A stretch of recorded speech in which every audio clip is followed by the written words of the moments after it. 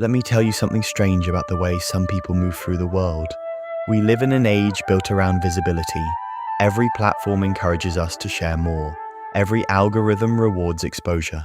Every day, millions of people post their thoughts, their meals, their vacations, their relationships, their opinions, and even their most vulnerable moments for the world to see. Attention has become a kind of currency. The more people notice you, the more valuable you're often perceived to be. Followers become status, views become validation, visibility becomes success. And yet, there are people who quietly step away from all of it. They rarely post. They keep parts of their lives to themselves. They don't announce every achievement. They don't feel the need to explain every decision. Sometimes they disappear for days, weeks, even months, without feeling the urge to remind the world that they exist. You might know someone like that. Maybe you are someone like that. And here's the question many people secretly wonder. Why? Why would someone choose privacy when attention is available? Why would someone willingly stay in the background when visibility seems to offer so many rewards? At first glance, it doesn't make sense. Human beings are social creatures. We naturally seek connection, recognition, and belonging. Being noticed feels good. Being appreciated feels good. Being understood feels good. So why would anyone choose privacy over attention? The answer lies much deeper than most people realize, because for some people, privacy isn't hiding. It's freedom, an understanding that difference changes everything. See, many people assume that those who value privacy are shy, secretive, insecure, or antisocial. But psychology paints a different picture.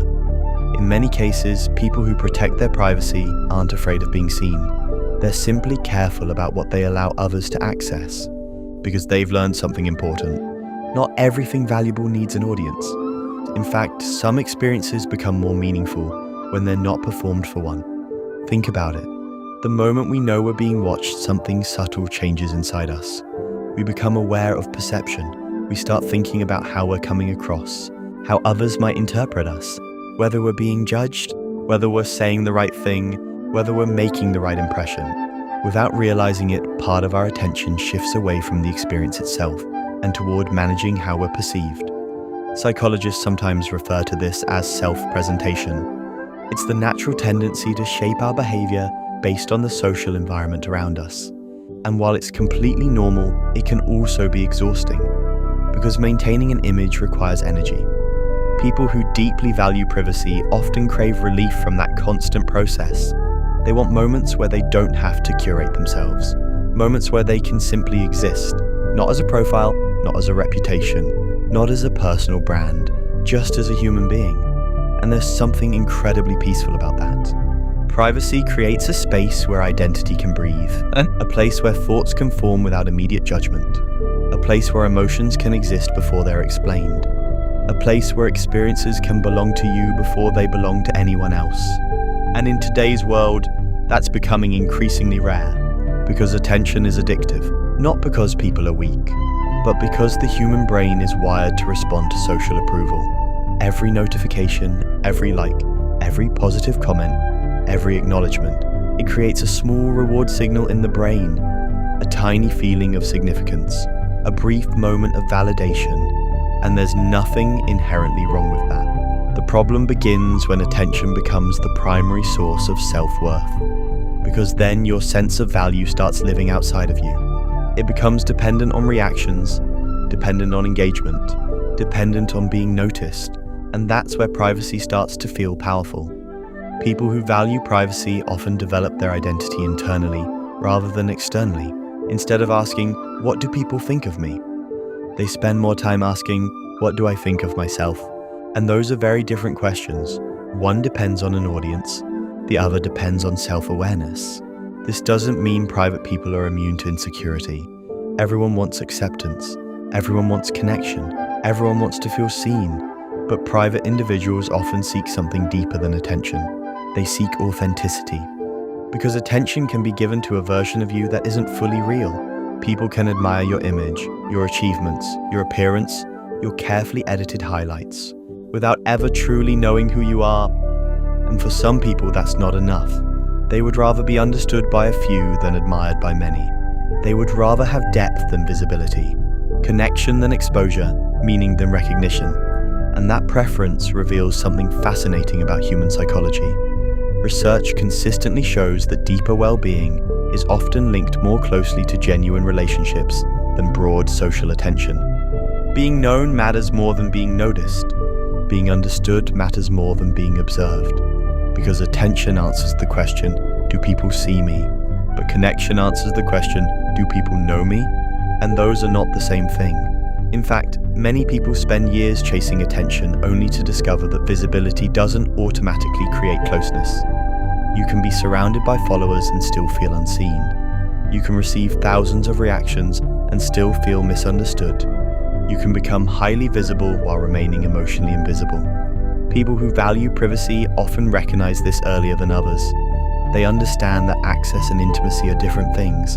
Just because someone can see your life doesn't mean they truly know you. And because of that, they become selective. Not closed off, not secretive, selective.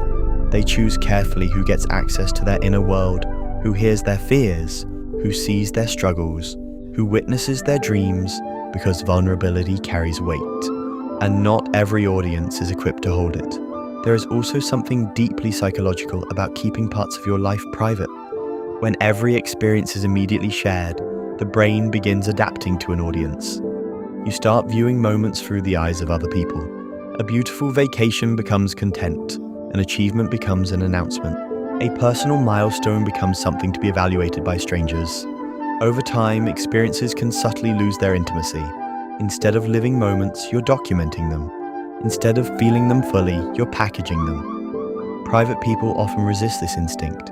They allow experiences to settle, to become memories before they become stories, to become meaningful before they become visible.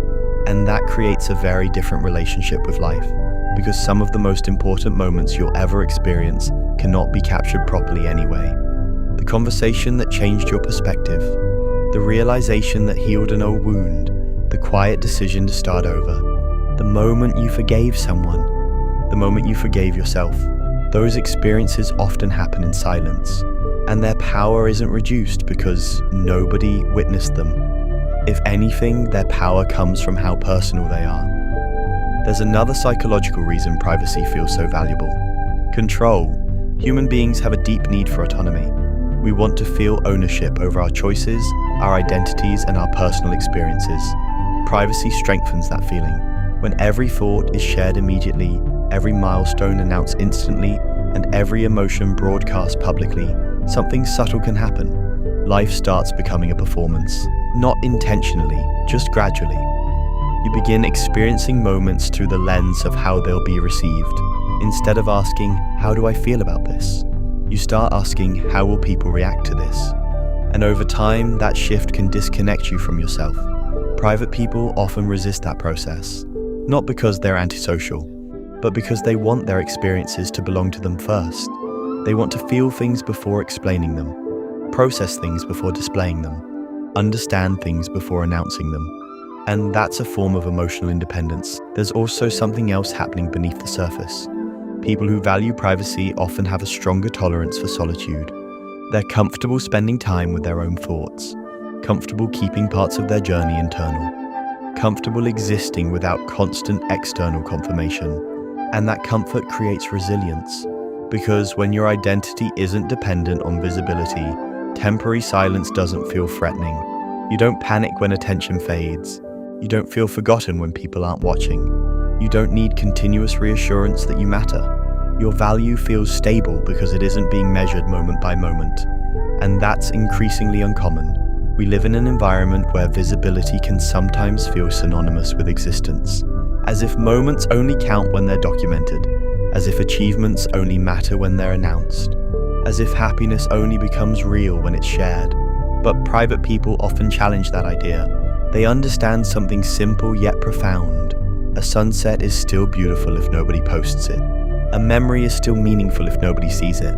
A relationship is still valuable if nobody knows about it. A victory is still significant even when it's celebrated quietly, because meaning doesn't require an audience, and perhaps that's one of the most freeing realizations a person can have. There's also an emotional safety that privacy provides, not because the world is dangerous, but because every opinion has influence. The moment we expose something personal, we invite interpretation, judgment, projection, advice we didn't ask for, criticism we didn't need, and sometimes even praise can distort our relationship with an experience. When others immediately validate something, we may begin valuing it for their approval, rather than for its genuine importance to us. Private people often sense this instinctively. They understand that some parts of life grow best when they're protected, like a seed beneath the soil. Not everything needs sunlight on the first day.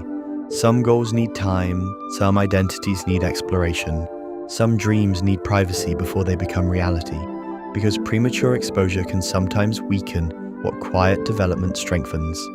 There is also a confidence hidden inside privacy, a quiet kind of confidence, not the loud confidence that demands attention, the quieter confidence that doesn't need it, because needing constant visibility often comes from uncertainty. We seek confirmation, validation, evidence that we're enough. But when someone becomes comfortable with privacy, they're often developing a different relationship with themselves. One that says, I don't need everyone to understand me. I don't need everyone to approve of me. I don't need every moment acknowledged. I know who I am. And that inner certainty creates peace. Interestingly, many of the people who appear the most mysterious are not trying to be mysterious at all. They're simply living their lives without narrating every chapter. And because modern culture has become so accustomed to constant sharing, privacy can look unusual. People start wondering what you're thinking, what you're doing, what you're planning. But often the answer is simple, like you're just living, without feeling obligated to report it, without feeling obligated to prove it, without feeling obligated to turn every experience into evidence. And that freedom is powerful. Of course, privacy isn't about shutting people out. It's not about building walls. It's about building boundaries. And there's a difference. Walls prevent connection. Boundaries protect it. People who value privacy still love deeply, still connect deeply, still care deeply. They simply understand that not every part of life needs public access. Some conversations belong in private. Some dreams need room to grow quietly. Some struggles deserve protection while they're healing. Some joys become richer when they're shared only with those closest to us. In fact, many psychologically healthy people become more private as they mature. Not because they trust less, but because they understand value differently. When we're younger, we often seek validation. We want reassurance. We want people to recognize our progress. But as self-awareness grows, many people realize something surprising. The most important approval is their own. And once that realization settles in, the need for constant attention often begins to fade. You stop asking the world to confirm your worth. You start recognizing it yourself. And that's where genuine confidence begins. Not when everyone believes in you, but when you no longer require everyone to. Maybe that's why truly private people often seem calm in a world that constantly demands exposure. They're not racing to be seen. They're focused on being real. They're not trying to maximize attention. They're trying to preserve authenticity. They're not hiding from life. They're protecting their relationship with it. Because the truth is, attention can be powerful, but privacy can be peaceful. Attention can make you visible. Privacy can help you know yourself. Attention can attract people. Privacy can reveal which people genuinely matter. Attention can fill a room. Privacy can fill a soul. And while the world often encourages us to share more, show more, and reveal more, some people discover that fulfillment doesn't always live in exposure.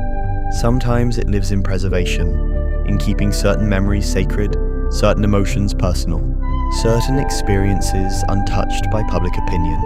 And maybe that's what people who value privacy understand better than most, that not everything precious needs to be displayed, that not every chapter needs an audience, that not every feeling needs immediate expression, because some of the most important parts of life happen quietly, away from the spotlight, away from the noise, away from the pressure to be constantly visible. They happen in private conversations, private reflections, private moments of growth, moments that transform who we are without anyone else ever knowing, moments where confidence is built, where wisdom is earned, where healing takes place, where identity becomes stronger, not because anyone applauded it, but because it happened. And perhaps that's the real psychology behind valuing privacy over attention. It's not fear, it's not secrecy, it's not withdrawal. It's the recognition that your inner world has value even when nobody is looking. that your experiences matter even when they're unseen, that your identity exists independent of observation. And in a culture that often rewards visibility above all else, that realization can feel almost revolutionary.